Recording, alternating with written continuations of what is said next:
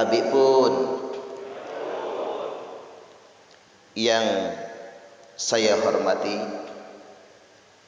Kepala SPN Polda Lampung Bapak Kombes Pol Sri Winugroho SIK MH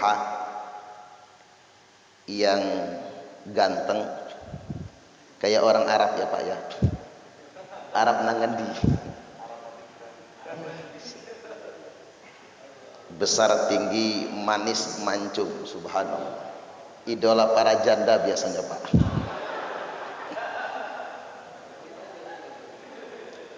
Selanjutnya yang saya hormati Bapak WKSPN Polda Lampung. Selanjutnya pejabat utama SPN Polda Lampung. Yang saya hormati Gadik Madya, Muda Pratama, para perwira dan bintara. Selanjutnya yang saya hormati Ibu Ketua Ranting Bayangkari SPN beserta jajaran pengurus, segenap PNS atau aparatur sipil negara di lingkungan Polri. Selanjutnya yang saya hormati guru kita Al-Ustadz Hendra Umar Farid. Yang saya hormati juga Ustadz Aibtu Pedi Aprianto.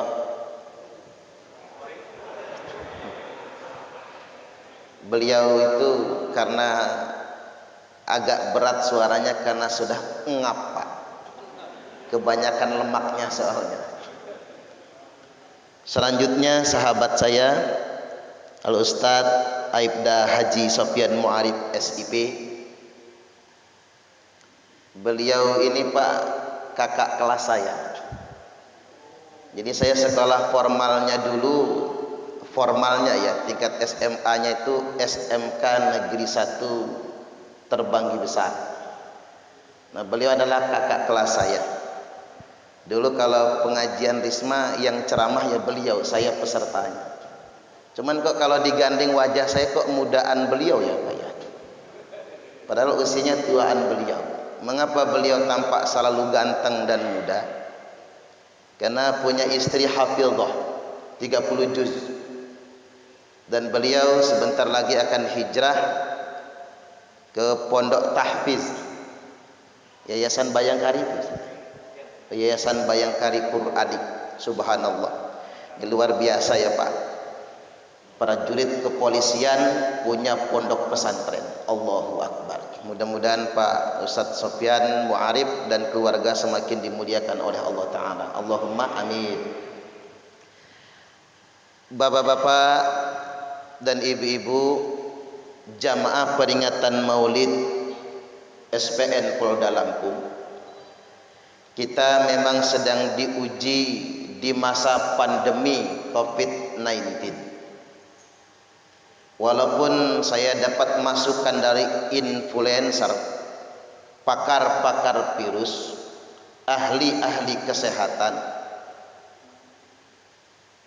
alat pengaman diri termasuk masker ini hanya faktor penunjang. Faktor utamanya adalah imunitas, daya tahan tubuh. Beberapa waktu yang lalu mahasiswa kepolisian banyak yang terkena corona tapi gak apa-apa karena daya tahan tubuhnya yang kuat. Makanya jangan berpatokan sama masker. Masker tetap alat bantu saja. Yang nomor satu imunitas. Makanya saya ceramah gak pakai masker Pak, ceramah doang. Karena kalau ceramahnya bawa pakai masker, bau jigong akhirnya. Nanti saya keracunan jigong saya sendiri. Kalau lagi nggak ceramah ya tak pakai, lagi ceramah ya lepaslah. Bapak-bapak juga kalau udah kelamaan ya kadang naik kadang turun maskernya. Ngaplah Pak. Karena kita ini butuh suplai oksigen agak banyak ke otak kita. Makanya banyak pesepeda belakangan meninggal. Meninggalnya ajal, tapi sebabnya pakai masker karena kekurangan suplai oksigen. Tapi kita semua yakin ini ujian dari Allah. Karena wabah ini kan tidak datang sekarang saja. Sudah setiap abad pasti ada wabah yang mencekam. 100 tahun yang lalu, tahun 1919 puncaknya flu Spanyol. Korban jiwanya mencapai 100 juta orang meninggal dunia. Jadi Covid belum seberapa. 100 tahun kemudian, tahun kembar 2020 adalah puncak Covid-19. Korbannya mencapai 1,5 juta, jauh dibandingkan dengan flu Spanyol. Makanya saya nggak setuju dengan orang yang mengatakan virus ini bikinan Amerika, Yahudi, Bill Gates dan lain-lain. Virus ini bikinan Cina, Tiongkok dan lain-lain. Ketinggian mikirnya. Kalau ketinggian mikirnya, ujung-ujungnya depresi, masuk rumah sakit jiwa, akhirnya kekurungan nyawa. Karena mengapa? Intelijensinya nggak nyampe. Saya lebih suka mengatakan ini ujian dari Allah. Maka ucapan yang paling tepat, inna lillahi wa inna ilaihi raji'un. Zaman Nabi pernah kayak gini juga, stay at home. Pasca zaman Nabi, zaman tabi'in pernah wabah kayak gini juga, ya pakai stay at home. Kemarin kan sempat 3 bulan kita stay at home. Makanya orang Indonesia gara-gara corona pinter bahasa Inggris semua. Yang sekolah dari rumah namanya homeschooling. Guru ngajar dari rumah namanya home teaching. PNS dirumahkan sementara kerja dari rumah tempo hari, home working. Yang kasihan buruh harian, lalu dirumahkan tanpa digaji. Bahasa Inggrisnya home pimpa alaihum gambreng. Makanya sesuai dengan tema kita, dengan maulid ini, yuk kita tingkatkan kepedulian dengan sesama. Karena ada orang yang tak bergaji lalu kehilangan pekerjaan. Yang konkret saja ojek online, sepi orderan. Makanya saya mengutip pernyataan Syekh Abdul Qadir Al-Jailani, sesuap nasi yang engkau masukkan ke dalam perut orang yang lapar itu lebih baik daripada membangun 1000 masjid. Allahu Akbar. Karena kalau kita bikin masjid mewah kan mahal tuh. Lantai mesti granit, kemudian pakai profil lengkap. Wong kita pakai kaligrafi itu aja Pak. Dulu 500.000 semeter. Dulu. Sekarang mungkin sudah mau 1 juta semester. Mahal. Bangun fisik itu mahal. Kita bikin masjid kubah emas dengan dana puluhan miliar umpama. Orang paling banter ngomong apa? Wow, masjidnya megah. Ibu-ibu sibuk wisata, foto upload di Instagram, upload di Facebook.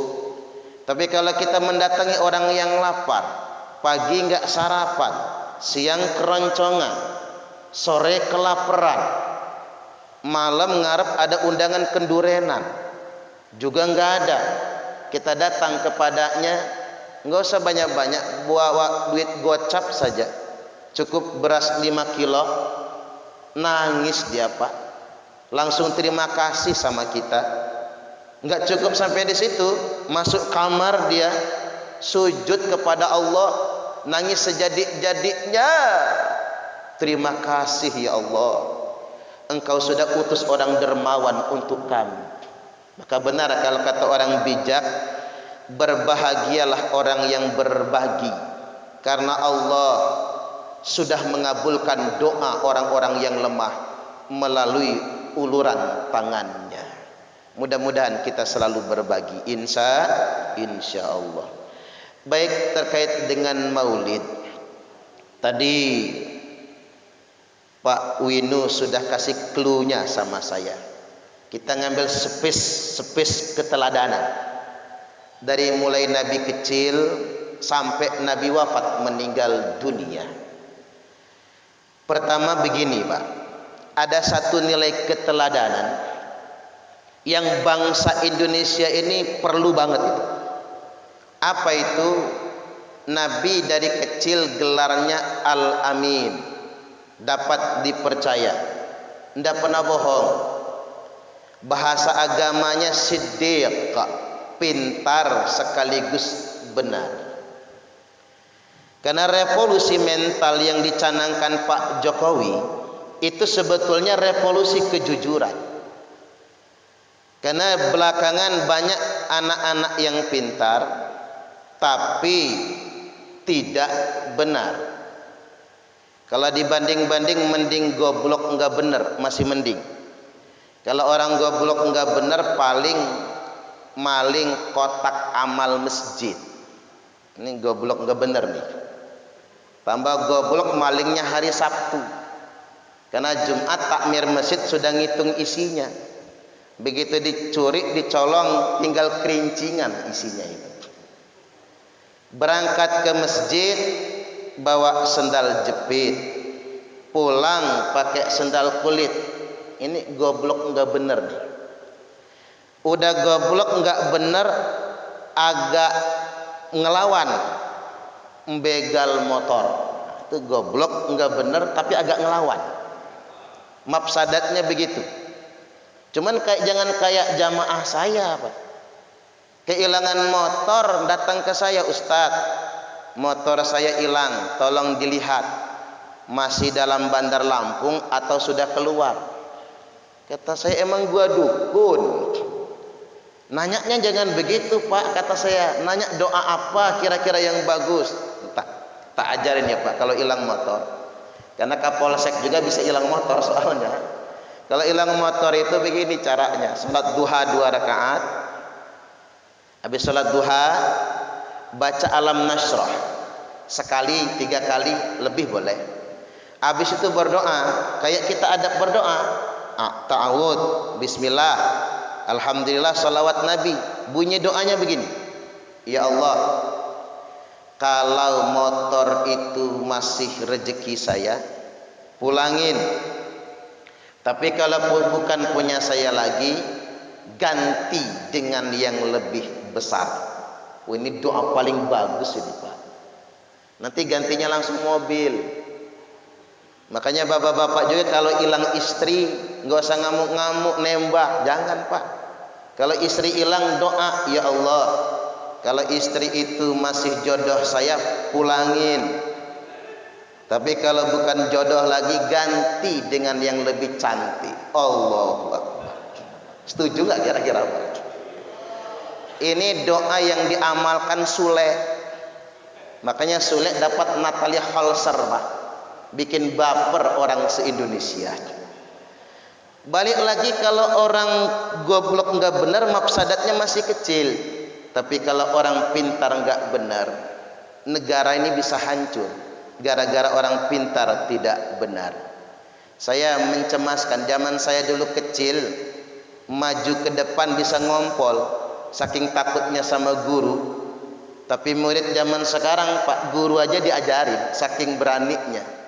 Tapi kadang-kadang kebelingernya ini yang nggak tahan. Makanya saya dapat cerita dari Gus Ipul, Wakil Gubernur Jawa Timur yang lalu, mantan Ketua Umum GP Ansor.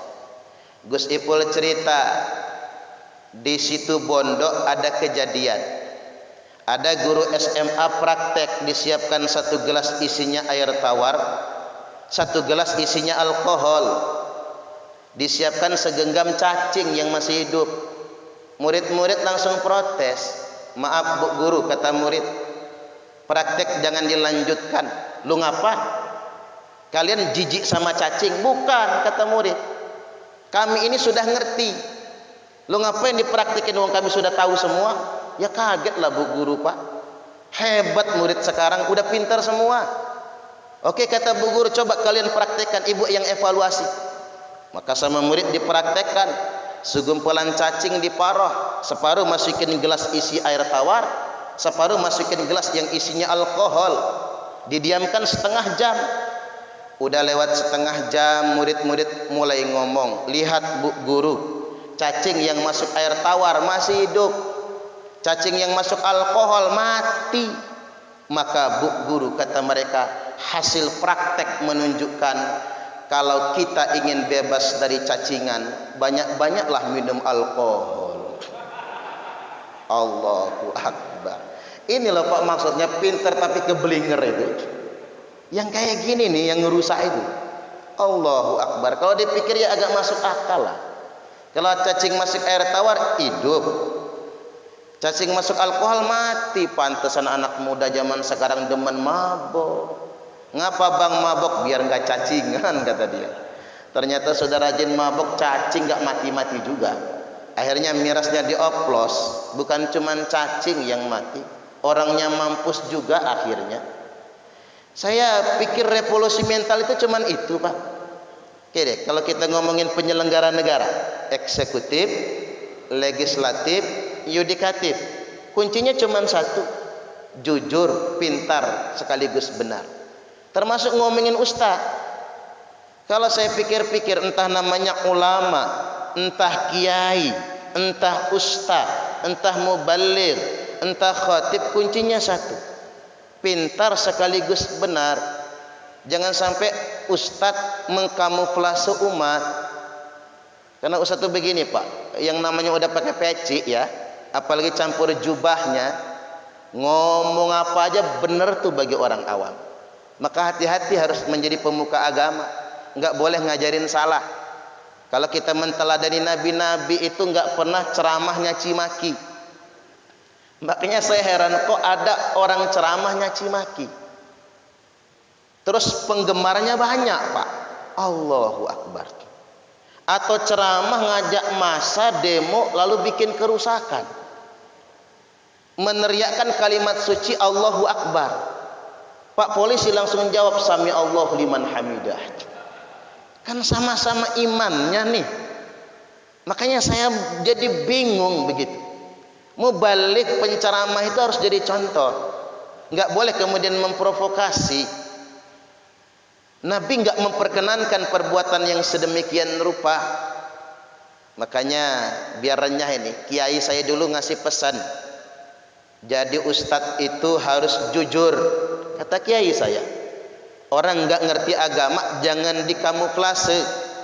Beliau cerita begini, ada santri berak di kali. Bapak-bapak pernah berak di kali? Pernah. Apalagi saya, Ustaz Sofyan kan Lampung, peradabannya sungai. Saya Pak, bapak saya Kombring, ibu saya Ogan. Orang Ogan zaman dulu males bikin WC, mandi di kali, berak di kali. Makanya saya ditanya, Ustadz apa hukumnya wudhu di kali yang dipakai mandi dipakai berak? Boleh, sah. Yang penting wudhunya nggak pas kuning-kuning aja. Kalau pas kuning-kuning anyutin dulu Pak yang kuning-kuning itu. Namanya sungai, kecuali sungai di Bandar Lampung. Kayaknya bukan sungai lagi tuh, sudah limbah rumah tangga. Apalagi bapak-bapak ke teluk. Di teluk itu orang bikin WC tapi nggak pakai septic tank, langsung pakai paralon ke sungai dia. Maka nggak bisa lagi tuh dipakai karena sudah limbah. Jadi ceritanya ada santri berak di kali, lagi nongkrong disundul ikan, jeleduk, kecebur dalam kali. Si santri kesel, pulang dia ke rumah ngambil jaring, ngambil jala, ngubek-ngubek dia di kali, dapat ikannya segede paha. Kaget si santri, pantesan gua disundul sampai kecebur, ternyata ikannya segede paha. Untung nggak salah nyundul dia tadi, kalau salah habis dah gua. Iya juga ya Pak. Ikannya dia bawa pulang ke rumah. Sampai di rumah si santri bingung, ini ikannya halal apa haram. Nah karena dia ini belum ngerti hukumnya, dia bawa ke ustadz, nanya, Ustadz saya pengen tanya apaan? Kata ustadznya, saya tadi berak di kali disundul ikan, jeleduk kecebur dalam kali. Tapi saya bingung, ini ikannya halal apa haram kalau dimakan. Kata ustadznya, nanti dulu kita buka kitab, ambil kitab kuning, Arabnya gundul semua. Kita mah jangankan yang gundul, yang gondrong aja susah bacanya. Kata ustadznya begini, tertulis dalam kitab, rajulun kesundulun iwaun. Kata santrinya, kok kayaknya kenal kalimatnya itu. Kata ustadznya, dengerin aja. Rajulun kesundulun iwaun fahuwa haramun jiddan. Kata si santri, ustadz apa artinya itu? Rajulun, kalau ada seorang laki-laki kesundul, iwaun ikan, fahuwa haramun jiddan, maka ikannya benar-benar haram, tidak boleh dimakan. Oh ngono to. Ya wis, kalau begitu kata si santri, ikannya kita pulangin ke sungai, mumpung masih hidup. Kata ustadznya, nanti dulu, belum selesai baca kitabnya ini. Yang selanjutnya, wa in ustadzun setugelun fahuwa halalun. Tapi nek ustadz entuk setugel alias kebagian separoh, halal dia. Kata santrinya yang ngomong, Pak Ustadz kalau pengen parohan mah pasti dicincai, sabar aja. Kata ustadznya, nanti dulu, belum selesai bacanya ini. Wa in ustadzun kabehun, tapi nek ustadz entuk kabeh alias kebagian semua, kamu bisa masuk surga. Kata santrinya, ya udahlah, ambil semua ikannya daripada bonyok saya. Artinya Pak, anekdot ini dibikin kiai. Ada orang yang mengerti agama tapi tidak menggunakan agama sebagaimana mestinya. Saya sedikit nyuplik ya Pak, kisah demonstrasi pertama dalam Islam. Undang-undang kita mengakomodir boleh demo, yang paling capek ya Pak polisi lah. Tapi demo pertama dalam Islam menurunkan Khalifah Utsman bin Affan. Tuntutannya cuma dua, turun dari presiden, khalifah, atau mati. Malam ke-40 naik pagar rumahnya, Khalifah Utsman sedang sholat, ditungguin orang. Sholatnya 30 juz, menghatam Quran dalam sholat tahajud. Selesai sholat, Khalifah Utsman baca Quran, orang nggak tahan Pak, langsung ditombak dadanya, tembus ke belakang. Al-Quran yang dibaca Khalifah Utsman basah dengan darah. Kata Nabi, Utsman akan mati dalam keadaan membaca Al-Quran. Benar. Itu siapa yang nombak? Bukan kafir Quraisy, bukan musuh-musuhnya, tapi yang nombak Amr bin Yasir, sahabat Nabi sendiri. Makanya saya kalau ceramah di mana-mana, jangan percaya dengan adu domba politik. Sahabat Nabi yang mulia saling bunuh-bunuhan gara-gara politik. Makanya kalau ada yang nggak boleh dipercaya Pak, yaitu isu politik. Untung kita ini negara hukum, semua ada koridornya. Pasca Khalifah Utsman terbunuh, Imam Ali jadi khalifah, muncul fitnah paling besar dalam Islam. Dituduh Imam Ali dalam pembunuhnya Pak. Coba baca ke dalam kitab sirah. Maka Aisyah terprovokasi. Maka Aisyah memimpin demo besar-besaran. Ya kalau yang kemarin Neno Warisman ya Pak, kalau yang kemarin. Tapi jangan samakan si Neno sama Ummul Mukminin gitu. Aisyah mimpin demo di Basrah. Nah yang mendamaikan demo siapa? Gubernur DKI. Oh bukan, Gubernur Basrah. Didamaikan tuh oleh gubernur masa demonstrasi. Tapi selalu ada pemancing di air keruh, selalu ada provokator. Inilah yang paling ditakutin Pak polisi kan itu. Bukan yang demo yang ditakutin Pak polisi, tapi ada provokator yang memicu keributan. Siapa provokatornya? Seorang Yahudi, di panahnya Gubernur Basrah, kena pas di jantung, langsung tumbang, tak bisa dielakkan. terjadi perang saudara pertama dalam sejarah Islam, namanya Perang Jamal. Kubu pemerintah Khalifah Ali, kubu oposisi Aisyah Ummul Mukminin, korbannya 18.000 sahabat Nabi meninggal dunia. 15.000 dari kubu oposisi, 3.000 dari kubu pemerintah. Mohon maaf betul, wafat seolah-olah sia-sia hanya gara-gara perang saudara. Makanya kemarin itu musim 2019 ini paling banyak saya ceramahin, Pak. Walaupun resikonya takut ada yang ngelempar gelas aqua sama saya, tapi tanggung jawab saya sebagai mubalik harus saya sampaikan itu. Jangan mau diadu domba oleh isu politik. Coba kita berhitung, Imam Ali itu menantu Nabi, adik sepupu kesayangan Nabi. Beliau meninggal di pangkuan Imam Ali. Yang memandikan Ali, yang mengkafani Ali, yang memasukkan ke liang lahat adalah Ali. Sekaligus menantu Nabi, ahlul bait. Kalau bapak-bapak sering nyebut habaib-habaib, itu keturunan Ali semua itu. Hasan Husain rata-rata. Semua Habib, Habib Rizik, Habib Bahar Smith, Habib Said Akil Sirat, Habib semua itu.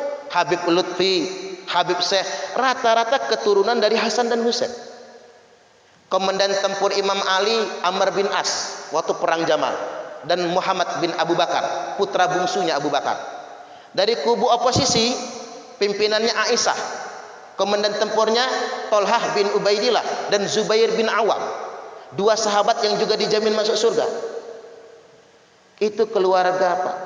Muhammad bin Abu Bakar itu perang sama ayunya itu. Selesai perang Jamal, Ali nangis, Aisyah nangis. Apa kata Aisyah? Maafkan saya Ali, kita sudah diadu domba oleh provokator. 18.000 wafat meninggal dunia sia-sia. Makanya saya ingin tegaskan bahwasanya tanggung jawab besar saya, mubalik, kiai ulama, jangan mengadu domba umat. Bangsa yang besar akan muncul ketika kita bersama, tapi ketika kita berpecah belah, kita akan mundur bahkan 100 tahun ke belakang lagi. Baik, saya lanjutkan. Itu ngajinya agak serius itu, Pak. Baik, selanjutnya keteladanan lainnya nih, usia salawat 25 tahun. Jadi Muhammad itu begini, Pak. Kenabiannya sejak belum lahir sudah jadi nabi. Kenabiannya. Tapi diperintahkan jadi rasul umur 40 tahun. Jangan salah. Jadi beliau itu sebelum diciptakan langit dan bumi sudah ada nabi kita. Makanya Jibril otot-ototan sama Nabi Muhammad, duluan elu apa gua nih diciptakan? Ya saya lah, kata Nabi. Ya duluan saya, kata Jibril. Kamu kan baru lahir. Kata Nabi Jibril, waktu engkau pertama kali selesai diciptakan, apa yang kamu lihat? Yang aku lihat cahaya, kata Jibril. Nah itulah aku, Nur Muhammad. Makanya kita harus yakini, Pak, makhluk pertama kali diciptakan Allah adalah Nur Muhammad sallallahu alaihi wasallam. Ini jangan kayak yang kebelinger itu, Pak, ngomongin Nabi itu pernah sesat katanya. Sebelum diangkat menjadi Rasul, laga-lagaan. Karena nggak ngerti, kalau orang mondok nggak mungkin ngomong begitu. 40 tahun itu diangkat Rasul. Jadi nabinya sejak belum lahir ya udah jadi nabi beliau. Maka beliau memilih istri itu berdasarkan nubuahnya, walaupun belum ada wahyunya, karena sosok kenabiannya. Mengapa demikian? Karena unik pilihannya. Nabi nikah sama janda umur 40 tahun. Coba bapak-bapak baru lulus kepolisian, karir lagi bagus-bagusnya, usia selawek tahun, pulang ke rumah ngomong sama orang tua, "Pah, mau nikah sama janda umur 40." Ngasa golok orang tua, Pak. "Oi nak, nggak pulang upah sunatan, oi. Kok nikah sama janda?" Lalu apa pertanyaannya, mengapa kok Nabi nggak pilih gadis? Padahal orang Arab paling pantang nikah sama janda, kecuali untuk istri yang ke-17. Karena Muhammad bujang melihat kenyataan orang Arab merendahkan kaum perempuan dan mencaci maki para janda. Para janda dihinakan sedemikian rupa. Sampai-sampai orang Arab tuh begini, Pak, kamu mau saya ceraikan. Lo ngapa, kata istrinya? saya mau cari bini yang gadis lagi. Apa kata istrinya? Mas, jangan ceraikan saya. Kalau kamu ingin nikah lagi silahkan. Kalau kamu nggak mau menggauli saya, anggap saya ibumu. Menzihar istri, Pak. Saking bejatnya orang jahiliyah, nggak dianggap istri, dianggap ibu istrinya. Mengapa wanita tidak bersedia diceraikan? Karena dia akan terlunta-lunta ketika diceraikan suaminya. Itu Arab jahiliyah. Maka Muhammad bujang menikahi janda. Disebutkan dalam surah An-Nahl tentang perilaku jahiliyah. Wa idza busyira ahaduhum bil unta dhalla wajhuhu muswaddan wa huwa kadhim. Bangsa Arab jahiliyah itu kalau mereka mendengar kabar istrinya melahirkan anak perempuan, nunduk palanya, Pak, sembunyi mukanya, muswaddan hitam saking malunya, wa huwa kadhim, dan dia marah. Pulang dia ke rumah digamparin istrinya, dasar istri sialan kok melahirkan anak perempuan. Nah, di zaman itu Nabi pilih janda. Habis nikah sama Khadijah, dibawa ke depan Ka'bah, pegang batu Hajar Aswad. Kan binaul Ka'bah, yang bikin Ka'bah kan Nabi Ibrahim.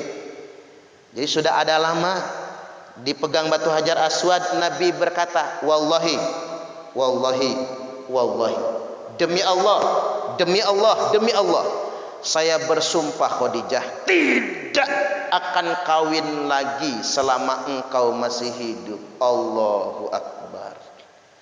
Makanya kalau menurut sunnah Nabi, Pak, bapak-bapak boleh kawin lagi, boleh poligami, tapi tunggu bini pertama mati dulu. Itulah masalahnya, bini gua nggak mati-mati, Ustaz. Racun aja ya, Pak ya. Paling pembunuhan berencana, rasain hukuman mati juga. Itu Nabi kita. Setelah Khadijah wafat, nah ini perlu saya kasih tahu, Khadijah adalah istri Nabi yang tidak pernah dimadu. Setelah Khadijah wafat, Nabi menduda 3 tahun, menikah dengan istri kedua, Saudah. Saudah ini katanya waktu dinikahi Nabi sudah berumur 60 tahun. Makanya Ustaz Sofyan kalau pengen kawin lagi cari yang 60 tahun. Itu ibarat mobil-mobil mogok itu, Pak. Ibarat barang udah rongsokan ya. Boro-boro kepake nyerpis terus. Barulah Nabi menikahi Aisyah Ummul Mukminin radhiyallahu anha, itu pun atas perintah Allah. Jadi semua istri Nabi yang gadis cuman Aisyah saja. Baik usia 40 beliau resmi diutus Rasul, disampaikannya wahyu. Usia 53 tahun beliau hijrah dari Mekah ke Madinah. Usia 63 tahun beliau wafat, meninggal dunia. Nah, kita loncat ke wafatnya nih, spes yang terakhir. Falamma jaa yaumul isnin min syahri Rabiul Awal. Tibalah hari Senin bulan Rabiul Awal. Jadi Nabi itu wafat, lahirnya Senin, wafatnya Senin juga. Kebetulan sama di bulan Rabiul Awal dan tanggal 12 juga. Ini hari Rabu ya, Pak. Ada nggak bapak-bapak yang lahirnya hari Rabu? Kalau ada siap-siap, jangan-jangan mati hari ini, Pak. Karena umat Nabi itu rata-rata, walaupun tidak semua, akan dimatikan pada hari dia dilahirkan. Nabi lahir Senin, wafatnya Senin. Walaupun tidak semua. Ada yang lahir Senin, meninggal Rebo, ada. Nah, tibalah hari Senin, datang malaikat Israel. Ya Israel, ihbit ila habibi bi ahsani surah. Kata Allah, wahai Israel, kunjungilah kekasihku Muhammad dengan wajah yang paling tampan. Datang Israel, singkat cerita masuk kamar Nabi. Assalamualaikum ayyuhan nabi. Alaikassalam ya Israel. Kata Nabi, kamu datang ke sini sekedar ingin bertamu atau ingin mencabut nyawa saya? Kata Israel, Muhammad, saya datang ke sini ingin bertamu. sekaligus ingin mencabut nyawamu. Kalau boleh, kalau enggak boleh saya akan pulang lagi. Allahu Akbar. Karena nyabut nyawa Nabi, Pak. Kalau nyabut nyawa kita ya enggak nanya lah, langsung sikat aja. Kata Nabi, aina Jibril? Mana Jibril? Turun Jibril, ngobrol dulu sama Jibril. Habis ngobrol-ngobrol sama Jibril, kata Nabi, Azrail, cabut nyawa saya. Maka dicabut nyawa Nabi pelan-pelan dari ubun-ubun. Walaupun ulama berpendapat, Pak, ada nyawa dicabut dari kuping, ada nyawa dicabut dari tangan, ada, tapi umumnya dari ubun-ubun ditarik. Yang pertama kali mati urutannya telapak kaki. Makanya telapak kaki orang yang sudah mau mati, maaf saya contohkan ya Pak, melengkung begini telapak kakinya. Di tangan begini, kakinya melengkung begini. Kalau telapak kaki sudah melengkung, paling lama umurnya 3 hari mati. Coba periksa telapak kaki masing-masing, Pak. Kalau sudah melengkung. Bahkan begini, tulang belakang kita berubah. Orang yang sudah mau mati, tulang belakangnya itu lepet. Kalau terlentang itu rata dengan lantai. Nah, duduk pun mesti cari senderan. Coba lihat yang nyender-nyender ya Pak. Kalau nggak tegak lagi maksud saya. Nih biar kita bisa mati husnul khotimah, pelajari tandanya Pak. Wong tanda itu kadang setahun sebelum mati sudah Allah kasih. Makanya hidup ini jangan lari dari kematian. Nanti kita dilupakan dengan tanda mati. Mati itu kan nggak bisa dihindari soalnya. Setahun sudah ada tanda. Makanya orang kok berubah setahun belakangan. Mau mati tahunya. 100 hari sudah ada tanda. Contohnya lagi kalau 3 hari itu rezeki dicabut. Orang yang sudah dicabut rezekinya makan apa saja hambar, nggak berasa. Makanya bapak-bapak kalau sudah hambar makannya 3 hari lagi nih. Ngudut aja Pak, asapnya nggak ngebul lagi. Makanya kalau lagi ngudut kok asapnya turun ke bawah, nah nggak lama lagi nih kayaknya. Tapi kalau masih mubeng, itu masih panjang umur mudah-mudahan. Tarik nyawa Nabi sampai di lututnya, sampai di pinggangnya, sampai di pusarnya, sampai di dadanya. Ketika nyawa Nabi sampai di dada, beliau berwasiat. Nah inilah wasiat penting di maulid ini. Usikum bisalah, usikum bisalah, usikum bisalah wa ma malakat aimanukum. Aku wasiatkan kepada kalian semua, kata Nabi, jaga salat. Syariat Islam itu banyak. Mustahil kita bisa mengamalkan semua karena kita manusia biasa. Tapi minimal jaga salat. Jangan sampai kayak kata orang, sholat zuhur mepet asar, asarnya numbur maghrib, maghribnya mentok isya, isyanya ketiduran, subuhnya kesiangan. Ketiban sholat subuh niatnya begini, usolli fardhos subhi rakaataini mustaqbilal kiblati, kodoan lillahi ta'ala. Lo kok kodoan jam 8 sholat subuhnya. Kalau anak UIN Raden Intan lain lagi Pak, mentang-mentang belajar agama. Usolli fardhos, usolli sunatad duha ma'al kunuti lillahi ta'ala. Lo kok duha ma'al kunuti? Iya. Tadi nggak sholat subuh, duha aja dikunutin biar Tuhan maklum. Ngeles. Anak UIN mah pintar ngeles. Makanya ada kejadian anak UIN KKN kan. Anak IAIN KKN, ada orang meninggal suruh mimpin sholat jenazah. Karena nggak pernah ngaji, males ya, kuliahnya aja IAIN, sholat jenazah pakai ruku dia. Akhirnya warga kan nanya, Mas, perasaan sholat jenazah nggak pakai ruku sujud, kok sampean pakai ruku sujud? Iya Pak, ini yang mati banyak dosanya kata dia, makanya pakai ruku dan sujud. Sempat kan kejadian di masa Covid ya kemarin itu ya Pak, ada jenazah korban Covid disolatkan sama perawatnya. Perawatnya pakai ruku, yang lain tolah-toleh, yang lain kan nggak tahu kalau nggak pakai ruku. Mungkin kalau ditanya perawatnya, ngapa Mas sholat jenazah pakai ruku? Karena jenazahnya kena Covid soalnya, maka dirukuin kata dia. Allahu Akbar. Jadi bapak ibu, lain lagi ada ibu-ibu niat sholat subuhnya begini, usalli fardhos subhi raka'ataini mustaqbilal qiblati, kesiangan lillahi ta'ala. Lo kok kesiangan jam 9 sholat subuhnya. Anak-anak milenial lebih pintar lagi Pak. Usalli fardhu subhi wal dhuhri wal asri wal maghribi wal isya'i kroyoan oplosan lillahi ta'ala. Hancur sholatnya. Bagus kita tambahin Pak sholat tasbih. Saya pernah mimpin sholat tasbih di SPN Pak. Zaman dulu betul ya, udah lama sekali. Waktu saya mimpin sholat tasbih itu ada yang ketiduran ngiler sampai waktu sujud itu. Karena lamanya Pak sholat tasbih. Tambah sholat tahajud. Ada yang nanya sama saya, Ustadz gimana biar karir saya gampang naik? Ada yang nggak bisa dihalangi siapapun Pak. Apa itu sholat tahajud? Asa ayyab'ataka maqaman mahmuda. Allah akan angkat engkau di derajat yang terpuji.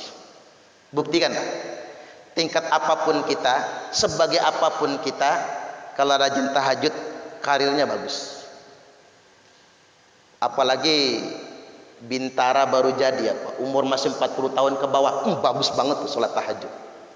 Apalagi tahajudnya laki bini, kayak Nabi kan, suami imam, istri makmum.